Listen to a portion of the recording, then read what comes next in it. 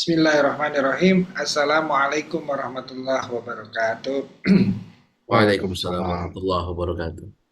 Alhamdulillah, nahmaduhu wa nasta'inuhu wa nastaghfiruh wa na'udzu billahi min sururi anfusina wa min sayyiati a'malina. May yahdihillahu fala mudhillalah wa may yudhlil fala hadiyalah. Asyhadu an la ilaha illallah wa asyhadu anna Muhammadan abduhu wa rasuluh.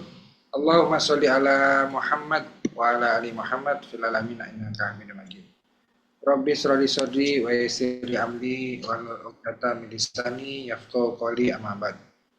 Alhamdulillah, puji syukur kehadirat Allah yang tidak terkira karena malam hari ini kita dapat berkumpul, dapat berzumpa kembali dalam halaqah pekanan Jumat malam dalam keadaan sehat walafiat dan tetap bersemangat, beristiqomah untuk melaksanakan thalabul ilmi, bersilaturahim walaupun dalam bentuk Zoom, walaupun dalam bentuk online dan juga online Facebook di Dompet Duafa Hong Kong.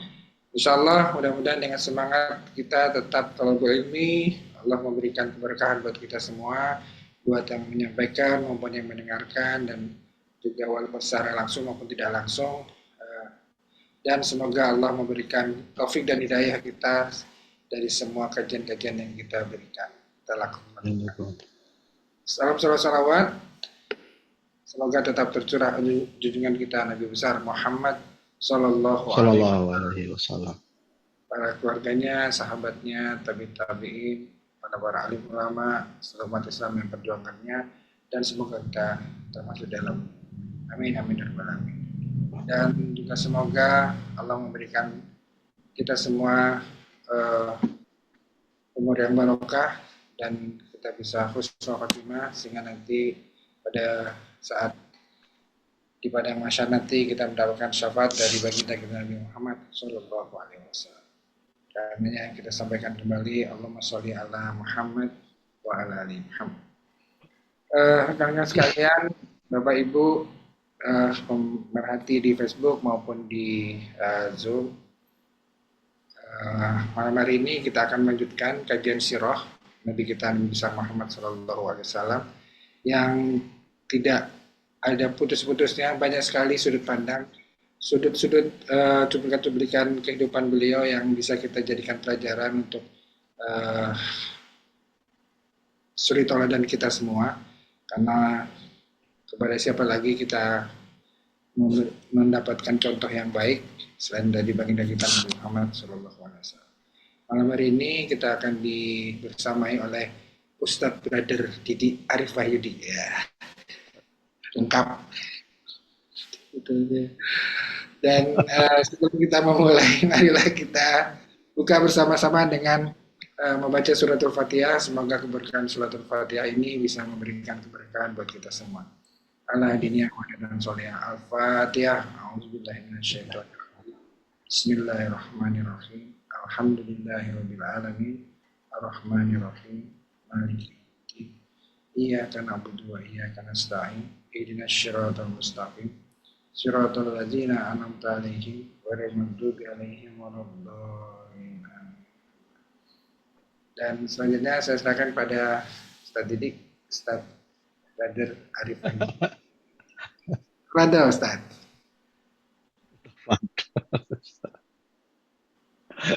Masya Allah. Baik, Alhamdulillah. Alhamdulillah. Makasih Pak Adi. Alhamdulillah. Salatu wassalamu Rasulullah wa alihi wa sahbihi ajma'in.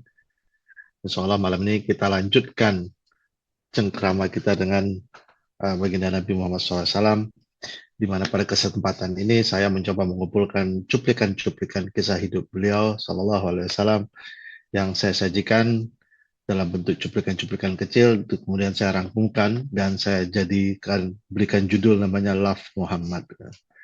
Jadi topiknya berusaha melihat dari sisi Nabi Muhammad, dari sisi kemanusiaannya, dari sisi dia sebagai seorang ayah, sebagai seorang suami, sebagai seorang pemimpin, sebagai seorang teman, sahabat kan.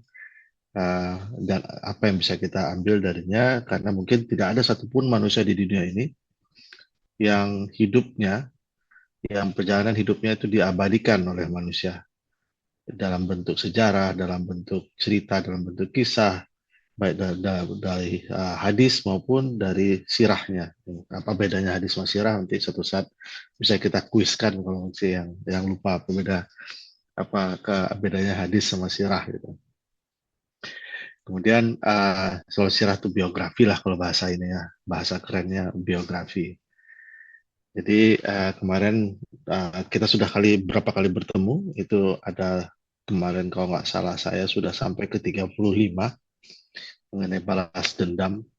Maka hari ini mungkin 2-3 topik lagi. Jadi topik-topik ringan, mudah-mudahan topik-topik ringan ini bisa ada yang bisa kita tanyakan, ada yang bisa kita diskusikan, kita tanyakan, atau kita ambil dari ini itu ibroh lah kalau ini dari hidup baginda Rasulullah SAW. Cinta karena harap ridho. Nah ini mungkin kalau enaknya love for the sake of Allah, love for the pleasure of Allah. Jadi kalau ridho itu pada terjemahan bahasa Inggris namanya pleasure, my pleasure, is your pleasure, how to gain Allah's pleasure. Jadi pakai ininya pleasure dari kata-kata please. Itu ada dalam mungkin nanti kita dalam suatu pertemuan kita di ini kayak di daurah kita mungkin kita membahas itu kenapa Allah itu pantas mendapat cinta kita, kenapa why do we need to love Allah gitu. Ya, salah satunya karena the faculty of loving kita, the source of love itu Allah. Jadi sementara kita ini punya kemampuan untuk cinta atau menyukai sesuatu itu karena Allah kasih fasilitasnya ke kita untuk kita jatuh cinta. Kita jatuh cinta sama makhluk, kita jatuh cinta sama manusia, jatuh cinta sama ibu, jatuh cinta sama istri, jatuh cinta sama anak. Itu yang hidup, atau kita jatuh cinta sama hewan piaraan, atau jatuh cinta sama mobil, atau jatuh cinta sama kerjaan. Itu adalah memang Allah kasih kemampuan kita jatuh cinta. Dan cinta Allah ini, kalau ini Mas Hasan masih ingat apa namanya, cinta manusia ini dia contingent, dia bisa berubah, dia bisa dirubah dan tergantung, dan bukan milik kita.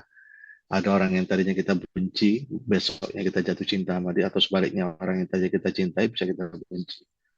Nah, jadi salah satu kenapa Allah itu wajar mendapat cinta kita karena Allah itu adalah source-nya cinta. Nah, dalam hal ini berbuat karena cinta. Jadi cinta tapi karena mengharapkan ridho Allah. Seperti biasa, saya suka mengutip sebuah perkataan atau ini. Jadi serius atau sepele perilaku sehari-harinya sudah melembaga.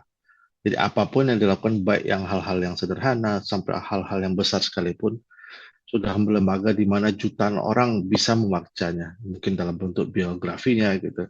Tidak ada seorang pun yang dianggap oleh semua ras manusia itu begitu manusia sempurna, yang pantas ditiru dan pantas dicermati. Pendirinya Kristen, ya mungkin orangnya bukan beragama ini ya, jadi dia menyebut Yesus itu seakan-akan pendirinya Kristen. Pendirinya Kristen itu tidak mengatur kehidupan para pengikutnya. Jadi, tapi tidak ada satupun pendiri agama yang meninggalkan kedudukan yang begitu tinggi seperti rasulnya orang Muslim. Jadi kalimat ini betul-betul kalimat orang yang setelah mengkaji atau mempelajari tentang Rasulullah SAW, dia mengeluarkan keputusan ini. Dia adalah bernama David George Hogarth, meninggal tahun 1927. Nama bukunya In Arabia, ditulis tahun 18, mungkin bukan 1861 nih, harusnya tahun berapa? Dia dia penjaga museum di Oxford tahun 19 sampai dia meninggal tahun 1909 sampai 1927. Dia yang menyebut tidak ada orang yang lebih sempurna dan pantas ditiru dan pantas dicermati hidupnya kecuali rasulnya orang Muslim. Nah, menunjukkan kasih sayang itu memang sesuatu yang lazim bagi Rasulullah. Jadi Rasulullah itu kalau perhatian sama orang, menunjukkan kasih sayang itu lazim dilakukan oleh Rasulullah SAW. Baik dari tutur kata, baik dari sentuhan, malah ketika Rasulullah mengecup anaknya atau cucunya Hasan dan Husain gitu, orang-orang sampai kaget, oh, seperti itu ya gitu. Saya punya anak, punya cucu banyak, saya nggak pernah lakukan begitu. Ya, jadi itu salah satu bentuk yang dimana di zaman itu tidak layak seorang laki-laki menunjukkan kasih sayangnya kepada cucunya gitu. Jadi itu Rasulullah menunjukkan itulah bentuk yang baik. Jadi ada sentuhan kasih sayang itu ada macam-macam ya, lewat bahasa, lewat tutur, lewat sentuhan, lewat kecupan dan dekapan. Itu. Nah, walaupun kita kayaknya ini walaupun maskulin sekalipun, jadi ternyata itu adalah bagian dari manusia. Jadi mungkin ada kebudayaan tertentu yang menganggap wah ini hanya perempuan saja yang menunjukkan kasih sayang, laki-laki tidak. Nah, itu berbeda. Islam melihatnya berbeda. Jadi kisahnya seorang sahabat duduk bersama Rasulullah. Kemudian sahabat ini berkata, kebetulan ada seorang sahabat yang lain sedang berjalan, aku suka dengan orang itu. Maka Rasulullah langsung menyarankan, kenapa nggak kau sampaikan saja langsung ke orang itu. Jadi kemudian Rasulullah bersabda, jika seorang mencintai saudaranya, hendaklah dia sampaikan dengan mengatakan, I love you for the sake of Allah. Gimana bahasa Indonesia? Saya bahasa Indonesia tidak ekspresi ya. Jadi kadang-kadang saya sama Brother Adil itu apa? Dia kan Brother Adil kan tinggal di ini di Hong Kong, dia apa di Inggris. Kadang-kadang isengnya gitu, brother, I love you for the sake of Allah. Gitu. Kita menerjemahkannya ke bahasa Indonesia gimana tuh Pak Adi? Apa rasanya janggal gitu ya ngomong. Sudah, ya, udah Misalnya, cocok kalau translate-nya. apa bahasa Indonesia-nya? Ini Kalau aku misalnya Pak Adi, menyanyimu karena Pak, Allah. iya kok rasanya agak ini gitu, apa? Cok, Pak Adi gitu ngomong ke Pak Fajar gitu, coba. Gimana? I love Aku you. enggak bahasa Indonesia-nya kan lain kan rasanya kan. Coba Aku ngomong mencintaimu Pak Fajar karena Allah. Istighfar Pak Adi, istighfar ya. langsung apa-apaan nih istighfar gitu kan. Ya. Jadi memang cintaku menjadi wajib atas Biasa. orang-orang yang saling mengasihi karenaku. Jadi Allah itu mencintai orang yang mereka saling mencintai karenaku. Atas orang yang duduk bersama karenaku dan orang yang saling mengunjungi karenaku. Jadi insya Allah sepele seakan-akan duduk bersama, ngobrol, saling mengunjungi, kemudian mengatakan I love you for the sake of Allah, maka my love is mandatory upon those who love for the sake of me. Wah, itulah yang dia Kita bersama kumpul di saya. alam ini juga kan bisa sebuah wujud Ya cinta. cuma kan nggak diekspresikan gitu kan. Karena kelemahan ya mungkin harus ganti generasi mungkin. Generasi berikutnya udah ada yang bisa ngomong gitu. Nah, itu berikutnya ada kisah menarik. Jadi cinta kepada manusia tapi mengharapkan ridha Allah. Itu yang namanya cinta segitiga. Memang cinta segitiga itu paling bagus. Termasuk cinta suami istri gitu. Suami dan istri itu harus cinta segitiga. I do this for you not because I love you, because I love Allah more than I love you. Nah, itu dia. Itu kalau udah melibatkan kasih sayang itu udah melibatkan Allah sebagai pihak ketiga. Ini cinta segitiga yang halal ya, Mas Hasan ya. Jadi bukan ini ya, bukan ada dianggap cinta segitiga. Memang kebanyakan yang kita dengar cinta segitiga itu enggak, ini hanya yang halalnya insya Allah. Jadi melibatkan Allah dalam cinta, ya. Termasuk suami istri. Jadi agama kita ini sebenarnya agama yang mengajarkan kasih sayang, love, yaitu cinta. Itulah Rasulullah SAW mengajarkan, if you like someone, suka sama dia, sampaikan ke dia, I love you for the sake. Kalau saya lupa bahasa Arabnya itu. Mungkin Pak Fajar mungkin bisa nyari nanti. Ya. Tuhibbul apa? Aduh lupa saya ininya. Ada unsur habibinya, habibi. Ya Habibie itu kan slang belakangan aja itu. Ya Allahumma sholli ala Muhammad. Kan sederhana kan? Kisah sederhana saja, sedikit aja. Kemudian, sorry. Itu nggak ada Kemudian, kisah cinta Rasulullah dengan istri-istrinya gitu nggak ada. itu topik yang berbeda nanti. Ini kan dia kisah ringan aja dulu. Jadi dia pendek-pendek gitu, cukup untuk membuat ini. Lembut namun berani. Wah, ini apa? Kalau dulu zaman-zaman saya masih kalau Lebaran itu tahun 70-an, tahun 80-an tuh suka naik mobil tuh dari Riau ke Sumatera Barat gitu. Itu kan jalan itu kan kecil tuh. Kalau ngikutin truk gitu, selalu kadang-kadang harus harus nempel di belakang truk tuh. Nah, salah satu hiburan kita dulu adalah truk tuh banyak lukisan-lukisannya tuh. Ada apa tulisan-tulisannya gitu kan. Seperkasa elang, selembut merpati sih. Ada gambar nanti ganti-ganti lagi truknya. Kutunggu jandamu. Wah, ada aja. Nah, seperti biasa, ini kutipan seseorang lagi. Siapa dia nanti kita lihat. Kesiapan kesiapannya untuk disiksa orang karena keyakinan dia, karena kepercayaan dia. Jadi dia siap disiksa karena keyakinan. Dan karakter moralnya yang tinggi dari orang-orang yang percaya padanya. Jadi orang-orang dia tuh dikelilingi orang-orang yang bermoral tinggi, ya seperti Abu Bakar, Umar bin Khattab. Kemudian kebesaran kesuksesannya itu semua menunjukkan integritas fundamental. Jadi karakter orang-orang di sekelilingnya. Jadi bukan karakter dia lagi gitu, udah karakter orang-orang sekelilingnya dan dia siap menderita dan keberhasilan dia yang luar biasa. Ini semua 3 poin ini semua menunjukkan integritas. Menganggap Muhammad sebagai seorang impostor, sebagai seorang penipu, itu justru menimbulkan banyak masalah. Jadi kalau rasanya nggak mungkin gitu. Kemudian selain itu ada tokoh besar dalam yang begitu dihargai seperti Muhammad. Tidak ada lagi orangnya. Jadi kita tidak hanya harus memuji Nabi Muhammad dengan kejujuran dan integritas yang esensial jika kita ingin memahaminya sama sekali.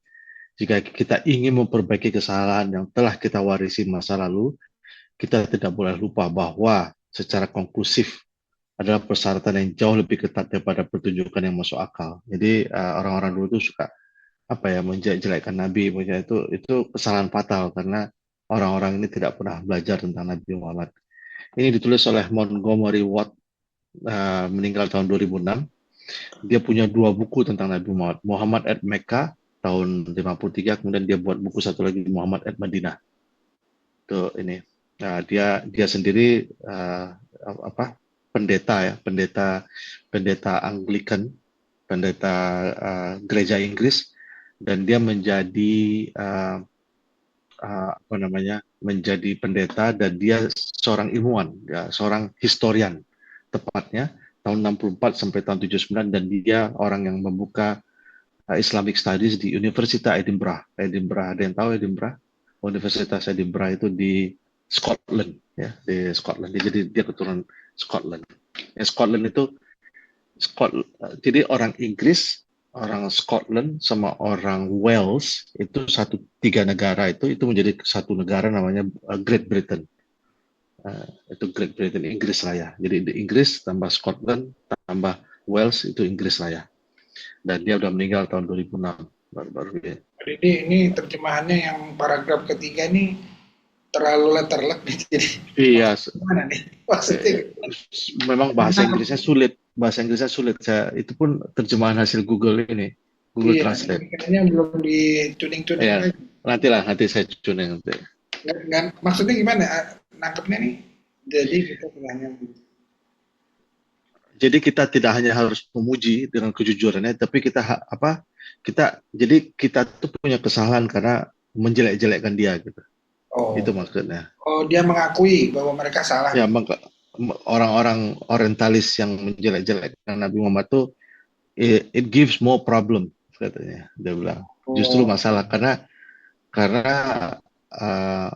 bukti-buktinya atau tulisan-tulisannya atau primary source-nya itu tidak ada yang menunjukkan semua konsisten gitu. Jadi ada yang salah dengan metode ininya, makanya ini berat pengakuan dosa gitu ya mereka. Iya, ini dia sendiri. Jadi di Universitas Edinburgh itu ada Islamic Studies. Beberapa universitas di Inggris itu ada Islamic Studies. Jadi tapi melihat Islam hanya sebagai kultur, budaya, sejarah gitu. Dia nggak tapi banyak di antara mereka kagum dengan tokoh yang bernama Muhammad ini. Nah, saya dengar mengenai Montgomery Watt ini, dia sampai ada yang bertanya kan tulisan-tulisan dia dan komentar tentang Nabi Muhammad ini luar biasa sampai ada yang bertanya apakah dia akhir ujung hidupnya masuk Islam gitu. Nah, saya terakhir informasi saya lupa baca buku yang mana gitu ya. Jadi dia bilang dia sampai mengaku itu nabi tapi menurut dia nabi di zamannya gitu. Bukan untuk di zaman sekarang. Walau alam apakah benar seperti itu, apakah dia Mempelajari tokoh itu sebagai tokoh di zamannya. Jadi as a nah biografi aja ya. ya dan dia tahu bahwa itu nabi tapi nabi untuk zamannya, bukan nabi untuk zaman kita gitu. Jadi dia menerjemahkan sendiri. Oke, jadi karakter Rasulullah ini cukup kaleidoskopik. Apa kaleidoskopik itu? Biasanya akhir tahun untuk tahun baru tuh kaleidoskop. Nah, eh, khadim khadimnya Rasulullah, Anas bin Malik, itu hidup bersama Rasulullah kurang lebih 10 tahun. Jadi pernah Anas bin Malik berkisah, pernah suatu malam, tiba-tiba penduduk Madinah itu kaget mendengar satu dentuman yang sangat keras. Ada beberapa orang yang ketakutan, ada orang beberapa mengumpul gitu, harus kita selidiki ada apa gitu. Mereka hati-hati dari arah gelap itu tiba-tiba mereka melihat Rasulullah dari arah kegelapan itu Rasulullah datang gitu. Mereka lagi mikir gitu ini bunyi apa yang ini mereka mau selidiki atau enggak gitu. Belum mereka berpikir untuk menyelidiki Rasulullah udah balik. Rasulullah udah pergi menyelidiki dan balik gitu. Kemudian Rasulullah berkata jangan khawatir tidak ada apa-apa, udah aku periksa gitu. Jadi saya masih ingat dulu saya waktu itu pernah tinggal di Gold Coast. Saya di lantai 9. Saya ingat jam 2 pagi dengar bunyi alarmnya. Alarm kebakaran. Saya kaget gitu kan, bangunin anak-anak, siap-siap pakai baju, pakai ini. Kita turun turun naik tangga gitu. Jadi pas turun lantai 9, lantai 7, lantai 6, pas sampai di lobi, belum saya sampai di lobi, baru di lantai 3, uh, pintu itu kebuka dan semua fireman, semua petugas pemadam kebakaran itu sedang naik tangga ke atas. Jadi pemadam kebakaran tuh lebih duluan nyampe ke lantai 3 dibanding saya yang dari lantai 9 ke lantai 3. Lebih cepat dia duluan nyampe gitu. Jadi saking luar biasa. Kalau mungkin Bapak nggak tahu ya di Hong Kong ini, itu fireman harus datang dalam 6 menit kalau di luar kota, di dalam kota 9 menit. Itu punya ininya sendiri. Saya sendiri pernah ngalami dulu waktu, nggak tahu apa Pak Gozali ingat nggak dulu pernah pertandingan badminton 17 Agustus tahun berapa ya? Apa udah ada Pak Gozali ya waktu itu? Tahun 2014 atau 2013 ya. Saya ikut kejuaraan badminton. 14 ada, Pak. Rupanya 13, uh, 14 ada. waktu itu di lapangan badmintonnya di ujungnya dikit ada oli atau apa. Pas saya loncat nyemes, jatuh mendarat di kepala duluan gitu kan. Cetek gitu ya. Kemudian saya kolaps nggak bisa bangun kan, nggak bisa bangun. Kemudian bapak semua pada ngelilingin gitu. Tiba-tiba saya tanpa saya sadari saya udah berada di dalam ambulan. Ya. Jadi udah cepat banget saya dibawa ke ambulan langsung dibawa ke Ratenji yang di Wancai. Memang cepat banget mereka. Saya rebah lapangan badminton. Sebelum bapak mengangkat saya keluar dari lapangan badminton keluar, itu ambulans sudah datang duluan bawa ini. Ini pernah ngalami saya tuh. Cepet ya. Jadi kurang lebih kayak gini lah saya membayangin dengan bunyi dentuman keras, orang-orang pada keluar lagi mikir ada apa gitu. Tiba-tiba merasa jangan khawatir, hang on, tenang, nggak ada masalah. Jadi itulah Rasulullah. Gitu. Dan Anas bin Malik menambahkan bahwa dalam setiap pertempuran Itu kami maksudnya sering apa? Ada lanjutannya Pak Jadi. Jadi yang iya suara yang keras itu bercerita apa? iya nggak ada apa-apa ternyata, tapi keberanian Rasulullah untuk pergi sendiri menyelidiki dan balik itu gitu. Malam-malam lagi kan. Dan Anas kemudian menambahkan bahwa sering dalam pertempuran itu kami berlindung pada Rasulullah. Jadi karena keberanian dan keperkaannya. Jadi walaupun orangnya lembut, orangnya santun, menunjukkan kasih sayang, tapi luar biasa keberaniannya. Allahumma sholli ala Muhammad. Dua aja Kira-kira dulu ya. ada uji coba nuklir di sana. Waduh. Ini nggak ada Aduh. aja nih. Dentuman kerasnya apa? Atau waktu itu mungkin sedang ada wahyu turun. Ah, Kayak ini saya punya kelemahan dalam terjemahan bahasa Inggris ini. Ini bahasa bahasa Inggrisnya it takes one to know one. Nah, coba lagi gimana menerjemahkannya bahasa Indonesia apa? ini. It take. It takes one to know one. Nah, Mas Hasan, ayo Mas Hasan. Ya, jadi hanya maling yang tahu maling, nggak tahu. Tapi jangan pakai maling ya kalau biasa. Eh, Hanya Pak Deddy yang tahu. Kan? Enggak, apa itu? It takes one to know one. Orang pintar lah yang tahu orang pintar itu kayak apa. Jadi kurang nggak tahu saya menerjemahkannya. Jadi akhirnya orang yang baik itulah yang mampu mengenal orang baik. It takes one to know one. Dalam urusan pribadi dia adil. Dia memperlukan teman dan orang asing, orang kaya dan orang miskin, dan orang kuat dan orang lemah dengan sama. Dia dicintai orang karena keramahannya dan dia selalu mendengarkan keluhan orang. Siapakah ini? Namanya Washington Irwin, meninggal tahun 1859. Dia seorang penulis. Dia seorang penulis esai, seorang historian geografik, dan dia pernah menjadi diplomat oleh diplomat Amerika di tahun 19. Dia banyak menulis buku. Beberapa salah satu bukunya adalah tentang Nabi Muhammad, tentang George Washington. Gitu. Jadi memang dia suka menulis buku, termasuk Christopher Columbus dan seterusnya.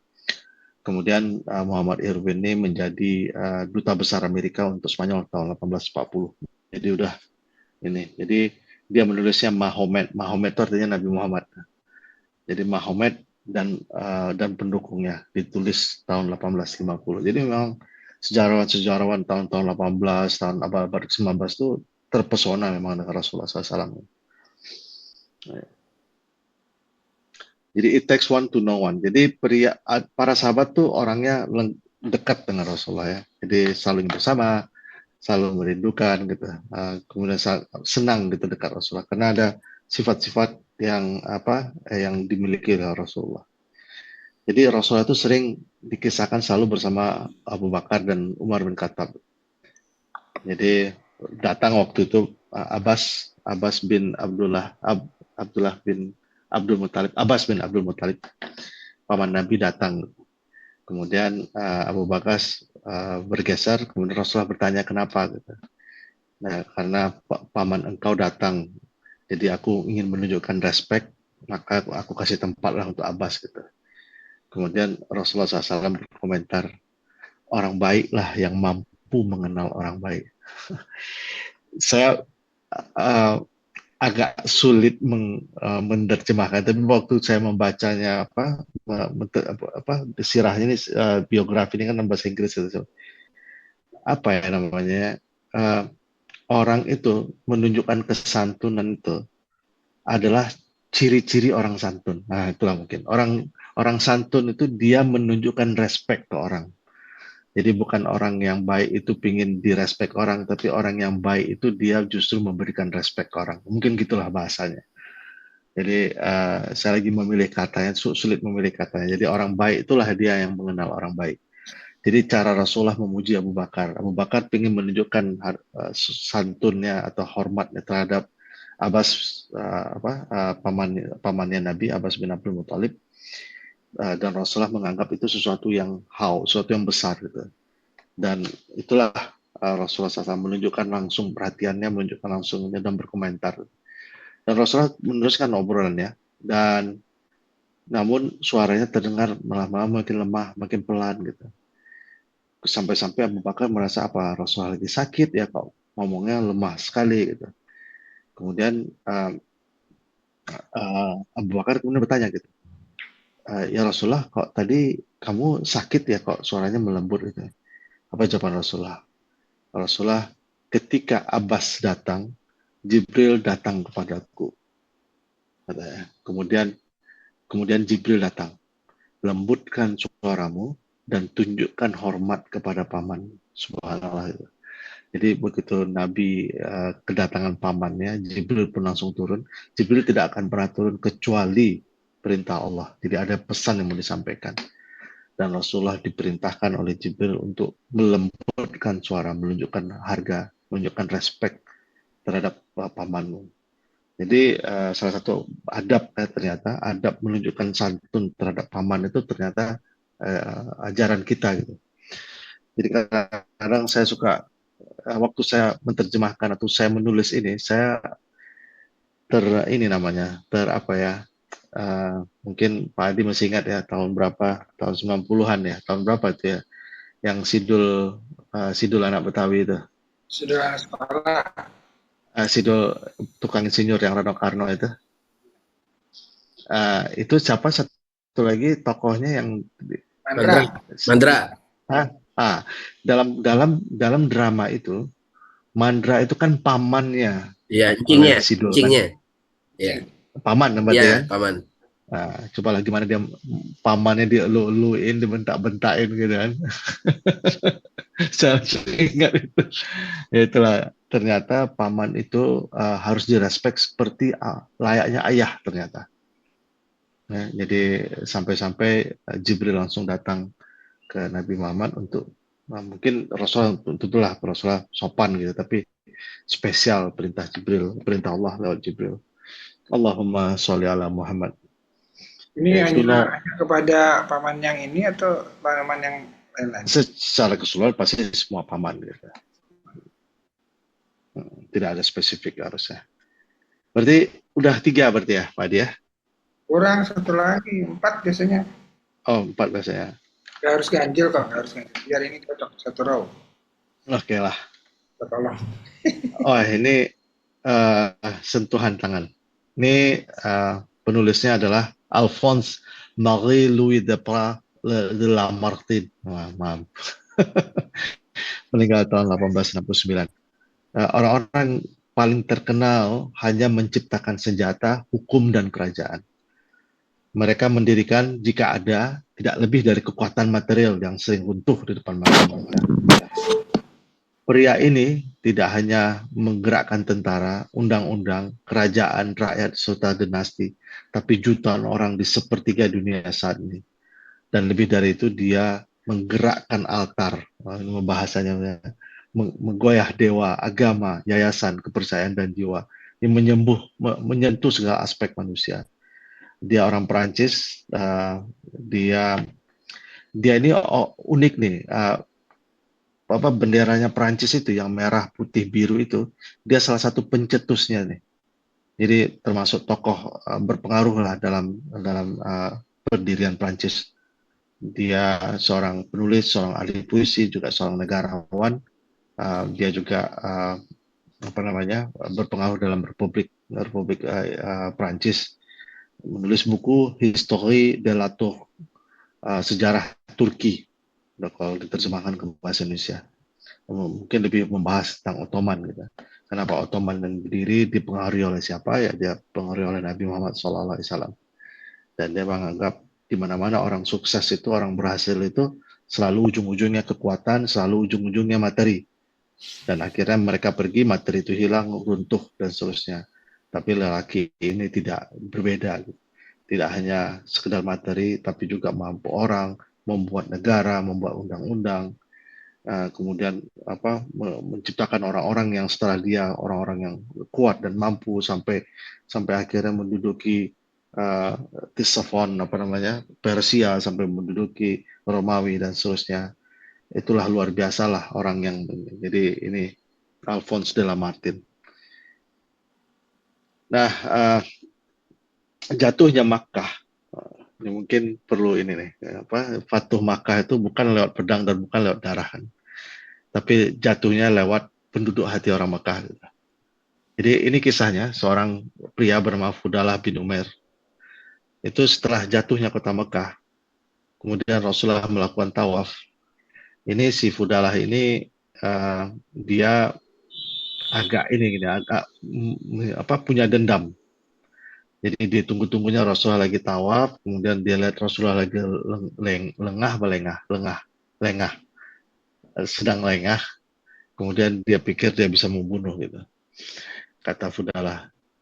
Kemudian biarlah aku bunuh dia, walaupun aku nanti dikeroyok orang atau dibunuh orang, nggak peduli, pokoknya dia harus mati gitu. Jadi itu kata. Kemudian dia dekati, begitu dia mau menikamkan pisaunya, tiba-tiba Rasulullah berpaling menghadap ke dia. Fudahlah, katanya. Engkau fudahlah ya, bertobatlah, ittaqullah, bertobatlah engkau, minta ampunlah kamu kepada Allah. Jadi kaget ternyata. Kemudian Rasulullah menaruh tangannya ke dada Fudahlah. Kemudian sejak itu tiada manusia lagi yang lebih aku cintai daripada Nabi Muhammad SAW. Jadi sentuhan tangan. Jadi ya tentu Rasulullah diberitahu oleh Jibril kan. Tapi kemudian bagaimana Rasulullah menunjukkan apa ketenangannya dengan menaruh tangan di dada itu ada kayak simbol gitu. Kalau orang-orang Arab waktu itu menunjukkan kedekatan atau keakraban ditaruh di tangan. Jadi ada sentuhan itu yang membuat orang yang tadinya hendak membunuh Rasulullah itu tidak ada lagi orang yang bisa aku cintai melebihi cinta kepada Rasulullah.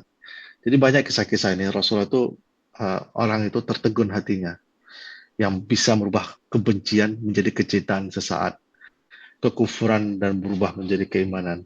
Seperti kisah Fudahlah ini, dengan berakhirnya kisah ini, Allahumma sholli ala Muhammad, berakhir pula cuplikan-cuplikan, 4 cuplikan tentang kehidupan Nabi Muhammad SAW. Tadi mengenai Fudahlah, kemudian mengenai Abbas, mengenai Umar bin Khattab, kemudian mengenai keberanian Rasulullah SAW, dan cinta karena berharap ridho Allah. I love you for the sake of Allah. Dengan berakhir ini maka saya kembalikan ke Terus dulu. Pak Adi. Ya, baik. Terima kasih. Jadi ini cuplikan kehidupan Rasulullah yang kita simak pada hari ini. Masih banyak lagi. Sampai berapa serinya? Ustadz Brother Didi? Seri nanti. Saya udah terjemahin. Berkembang ya. Ini kayaknya berkembang. Dulu nggak sebanyak ini deh kayaknya. Oh ya, berkembang. Ini udah volume kedua. Wah, Masya Allah. Rencananya mau ngalahin Koping Ho nanti. Ya. Baik, mudah-mudahan apa yang kita simak tadi bermanfaat untuk kita semua, menambah kecintaan kita pada Rasulullah Shallallahu Alaihi Wasallam. Bedanya kita dengan orang yang tidak beriman adalah kalau mereka begitu mengakui bahwa Rasulullah itu seorang yang istimewa, sampai di situ doang, selesai. Kalaupun mereka mengikuti atau mencontoh ya sebatas itu. Bedanya dengan kita adalah kita mencontoh dan berharap dan mendapatkan syafaat dari beliau di akhir hayat. Itu yang membedakan kita dengan orang-orang yang mempelajari kisah hidup Rasulullah hanya sebagai sebuah sejarah dan sebuah autobiografi. Tadi ya dia sudah mengaku ini Rasul di zamannya. Sekarang beda lagi. Wallahualam kita nggak tahu. Saya kadang-kadang kalau ngelihat baca tulisan-tulisan mereka, saya tersentuh kadang-kadang. Kayak yang baru meninggal nih Leslie Hazelton itu. Saya ada bayangan mereka tuh udah Islam gitu. Tapi mungkin kayak apa yang di Ethiopia itu, di Abyssinia itu, siapa namanya, yang dia masuk Islam tuh nggak ada yang tahu kan. Nanti Rasulullah diberita Najasi ya, Negus kerajaan ini ya, walau kita nggak tahu. Baik, kira-kira itu yang kita bisa simak pada malam hari ini.